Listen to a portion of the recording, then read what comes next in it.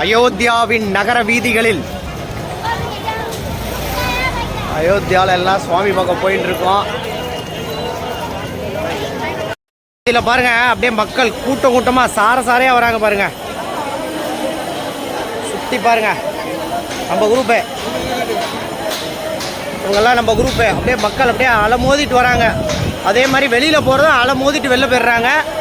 1.5 மணி நேரத்தில் தர்ஷன் பார்த்துடலாம். 1.5லேருந்து 2 மணி நேரம் மேக்ஸிமம். மக்கள் அப்படியே வெள்ளோட்டம் மாதிரி வந்துட்டு இருக்கிறாங்க. பயப்பட தேவையில்ல, 2 ஹவர்ஸில் தர்ஷன் ஆகிடும்.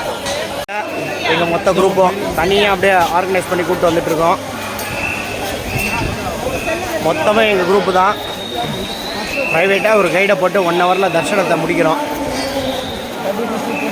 கைடுக்கு 50 ரூபா சார்ஜ் பண்ணுறோங்க.